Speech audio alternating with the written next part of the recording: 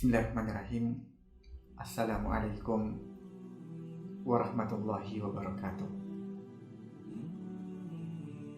Tentu setiap diri kita menginginkan akan adanya kebahagiaan. Siapapun yang namanya manusia pasti menginginkan dalam hidupnya akan kehidupan yang bahagia.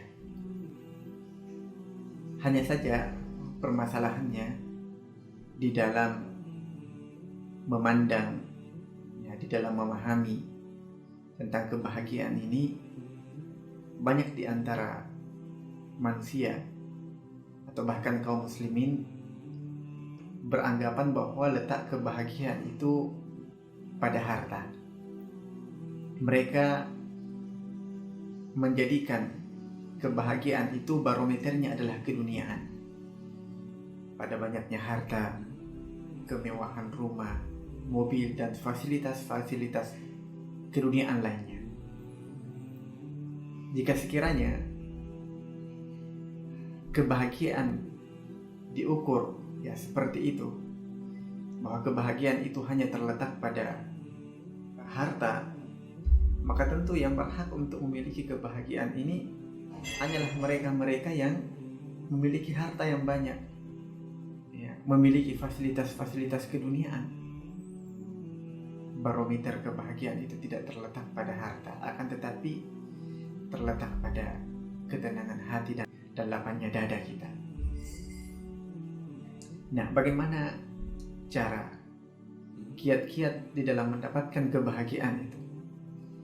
Karena ada orang-orang yang menempuh jalan untuk mendapatkan kebahagiaan dengan mengumpulkan harta yang banyak.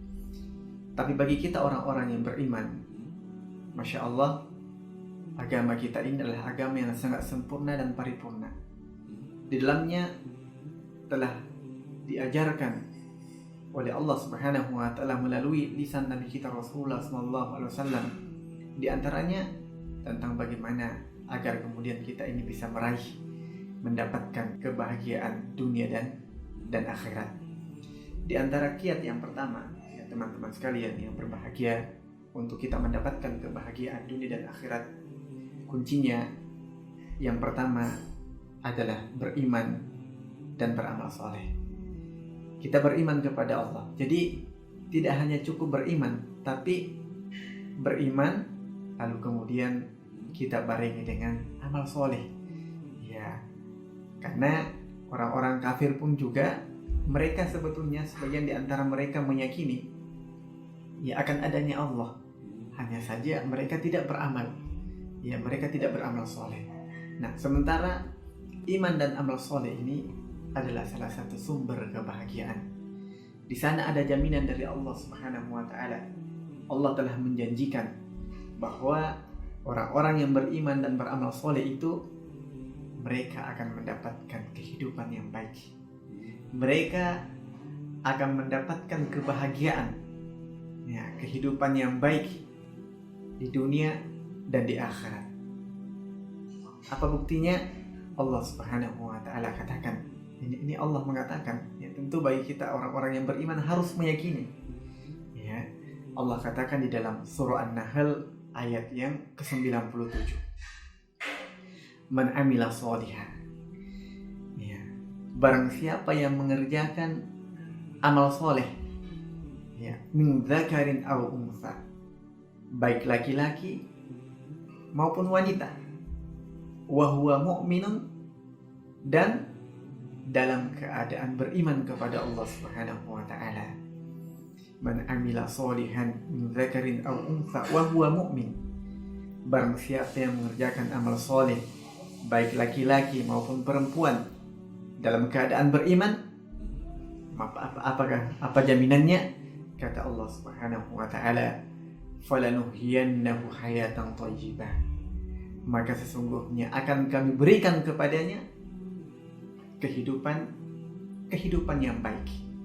Apalagi wal najziyannahum ajruhum bi ahsani ma kanu ya'malun, dan sesungguhnya akan kami beri balasan kepada mereka dengan balasan yang lebih baik dari apa yang telah mereka yang telah mereka kerjakan. Jadi teman-teman sekalian yang dimuliakan Allah Subhanahu wa Ta'ala, dengan iman dan amal soleh, seseorang insya Allah dapat memperbaiki daripada kondisi hatinya, ya, tingkah lakunya, serta urusan dunia dan akhiratnya. Ya, karena dengan demikian orang yang telah beriman dan beramal soleh itu mereka telah mempunyai pondasi yang kuat untuk menghadapi kemungkinan yang akan terjadi di hadapannya, baik kelapangan maupun kesulitan hidup. Ya, ketika dia mendapatkan ujian dari Allah Subhanahu wa Ta'ala berupa kesempitan rezeki, ya, atau ujian-ujian hidup yang lain, karena keimanannya kepada Allah Subhanahu wa Ta'ala, sehingga dia menganggap bahwa ini adalah ujian, cobaan, ya. Ketika dia bersabar, maka dia akan mendapatkan balasan pahala dari Allah Subhanahu wa Ta'ala. Berbeda ketika seseorang itu tidak memiliki iman dalam hatinya, sedikit saja Allah berikan ujian, maka dia akan stres, dia akan gelisah. Bahkan tidak sedikit di antara mereka yang mengakhiri daripada hidupnya dengan cara bunuh diri. Adapun orang-orang yang beriman, ujian apapun yang datang kepada mereka, maka semuanya dihadapi dengan tenang, dengan sabar, sehingga hatinya tetap akan merasakan kebahagiaan. Kiat yang kedua untuk kita mendapatkan kebahagiaan dunia dan akhirat adalah menuntut ilmu yang bermanfaat. Jika dikatakan ilmu yang bermanfaat, tentunya ada ilmu yang tidak bermanfaat. Ilmu yang tidak bermanfaat adalah ilmu yang tidak semakin mendekatkan diri kepada Allah, tapi ketika dipelajari justru semakin menjauhkan diri kita kepada Allah, bahkan menyesatkan kita. Ya. Maka menuntut ilmu yang bermanfaat, ilmu yang bermanfaat yang kami maksudkan di sini adalah ilmu syar'i.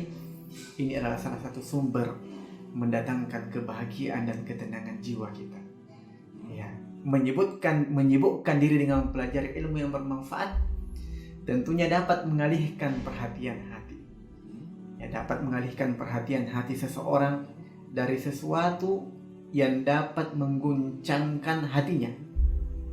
Bahkan mampu membuat seseorang melupakan hal-hal yang dapat menyedihkan hatinya. Menuntut ilmu yang bermanfaat juga bisa menyejukkan jiwa seseorang dan menambah semangatnya. Dan di antara faidah dari menuntut ilmu syar'i adalah seseorang akan mendapatkan kebahagiaan. Seseorang akan mendapatkan ketenangan hati serta rahmat dari Allah Subhanahu wa Ta'ala, sebagaimana sabda Nabi kita Rasulullah sallallahu alaihi wasallam dalam hadis yang diriwayatkan oleh Imam Muslim, majtama'a qaumun fi baiti min buyutillah. Tidaklah suatu kaum berkumpul di salah satu masjid, ya Allah, salah satu rumah-rumah Allah Subhanahu wa Ta'ala. Untuk apa? Yatluna kitab Allah, untuk membaca Al-Quran, ya, mempelajari Al-Quran. Wa yatadarasunahu bainahum illa nazalat alaihimus sakinah wa ghasyiyatuhumur rahmah wa haffathumul malaika wa dzakaruhumullahu fi ma'indah. Ya, tidaklah suatu kaum berkumpul di salah satu masjid Allah, salah satu rumah-rumah Allah, untuk membaca Al-Quran dan mempelajari di antara mereka, kecuali akan turun ketenangan, akan turun kebahagiaan, dilengkupi dengan rahmat Allah, dikelilingi para malaikat, dan Allah memuji mereka di hadapan para malaikat-malaikatnya. Ini salah satu keutamaan kita mempelajari ilmu syar'i, mempelajari ilmu yang bermanfaat, mempelajari agama kita. Maka ini akan mendatangkan kebahagiaan terhadap hati kita, akan menyejukkan jiwa kita. Dan inilah salah satu daripada kiat untuk kita mendapatkan kebahagiaan. Maka luangkan waktu kita untuk menuntut ilmu agama, menuntut ilmu syar'i. Yang ketiga, teman-teman sekalian, kiat untuk mendapatkan kebahagiaan dunia dan akhirat adalah zikrullah. Berzikir kepada Allah Subhanahu wa ta'ala. Berzikir kepada Allah merupakan salah satu sebab yang besar untuk kemudian mendapatkan kelapangan dada, mendapatkan kebahagiaan, ketenangan jiwa. Dan dengan zikir pula, inilah yang akan menghilangkan kesedihan dari diri kita, dari hati kita. Allah Subhanahu wa ta'ala berfirman, "Ala bi dzikrillahi tatma'innul qulub." Ingatlah, hanya dengan mengingat Allah Subhanahu wa ta'ala hati menjadi tentram. Dengan berzikir kepada Allah Subhanahu wa ta'ala, seorang hamba tidak hanya mendapatkan ketenangan dan ketentraman hati saja, namun juga seorang hamba akan mendapatkan pahala dan balasan dari Allah. Hakikat kebahagiaan adalah dengan tenangnya hati dan lapangnya dada. Sedangkan ketenangan hati diperoleh dengan berzikir kepada Allah Subhanahu wa ta'ala. Maka ketika kita mendapatkan ujian yang menjadikan hati kita sedih, menjadikan kita kecewa, berputus asa, maka banyaklah berzikir mengingat Allah Subhanahu wa ta'ala. Dengan berzikir, maka ini akan mendatangkan kebahagiaan terhadap hati-hati kita. Yang keempat, teman-teman sekalian, di antara kiat atau cara untuk mendapatkan kebahagiaan dunia dan akhirat adalah bagaimana menjadikan diri kita ini bisa bersyukur terhadap nikmat yang Allah Subhanahu wa ta'ala berikan. Dengan mengingat-ingat, dengan menyebut-nyebut, dengan membicarakan nikmat-nikmat Allah yang tampak, yang nampak maupun yang tidak nampak, maka akan mendorong seseorang untuk mensyukuri nikmat Allah Subhanahu wa ta'ala. Dan dengan syukur ini, seseorang akan merasakan kebahagiaan. Ya, tidak hanya kita merasakan kebahagiaan ketika kita bersyukur, bahkan Allah Subhanahu wa ta'ala akan menambahkan nikmatnya kepada seseorang yang senantiasa mensyukuri akan nikmat Allah Subhanahu wa ta'ala. Allah katakan di dalam surah Ibrahim ayat yang ke-7, "La in syakartum la azidannakum." Sesungguhnya jika kalian bersyukur, maka pasti kami akan menambahkan nikmatku kepadamu. Ya, kami akan menambahkan nikmatku, kata Allah. Akan tetapi, wala in kafartum inna adzabi lasyadid. Tapi jika kalian kufur, ya, mengingkari akan nikmat Allah Subhanahu wa ta'ala, maka kata Allah, sesungguhnya azabku sangatlah pedih. Ya, kenapa bersyukur ini adalah merupakan sumber kebahagiaan? Karena kalau kita bersyukur, maka kita insya Allah akan terhindar daripada sifat iri, ya, sifat dengki terhadap saudara-saudara kita yang mungkin mendapatkan nikmat yang lebih banyak dari diri kita. Tetangga kita misalnya diberikan karunia nikmat oleh Allah, ya, tapi kalau kita mampu bersyukur, ada rasa syukur dalam diri kita ini, maka itu kita tidak akan terpengaruh terhadap nikmat-nikmat yang dimiliki oleh saudara kita. Tapi kalau kita tidak bersyukur, maka kita akan mudah dihinggapi dengan sifat iri, bahkan sifat dengki, waliyadzubillah. Dan banyak ayat maupun hadis-hadis Nabi kita Rasulullah SAW yang memerintahkan kita untuk mensyukuri nikmat Allah Subhanahu wa ta'ala. Di antaranya seperti disebutkan di dalam surah Al-Baqarah ayat yang ke-152, fadkuruni wadkurukum washkuruli wala takfurun. Karena itu ingatlah kamu kepadaku, kata Allah, niscaya aku ingat pula kepadamu, dan bersyukurlah kepadaku, dan janganlah kamu mengingkari daripada nikmatku. Ayat ini menunjukkan bahwa kita diwajibkan untuk bersyukur kepada Allah Subhanahu wa ta'ala yang telah memberikan nikmat yang tidak bisa kita hitung jumlahnya. Ya, nikmat yang Allah karuniakan kepada kita tidak bisa kita hitung jumlahnya. Bahkan sekiranya ibadah yang telah kita kerjakan selama ini sejak kita lahir sampai saat ini, ya, kita mau membandingkan dengan salah satu nikmat saja yang Allah berikan kepada kita, maka itu pun juga tidak sebanding antara kebaikan, antara ibadah dan nikmat yang Allah berikan kepada kita.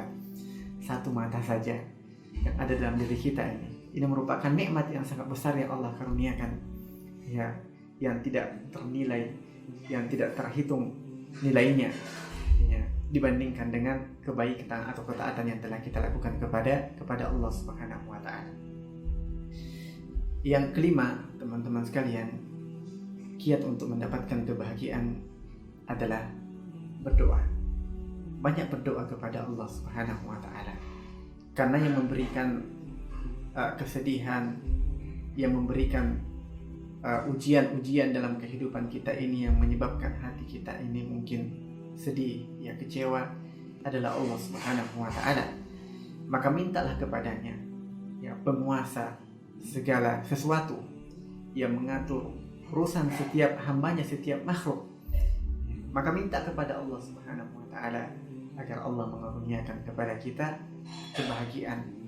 Dan orang yang tidak berdoa kepada Allah itu dikategorikan sebagai orang yang sombong, sebagai salah satu indikator bahwa orang tersebut adalah orang yang sombong ketika tidak melibatkan Allah dalam setiap urusan-urusannya. Kita ini adalah makhluk yang sangat lemah, yang sangat butuh pertolongan dari Allah Subhanahu wa taala.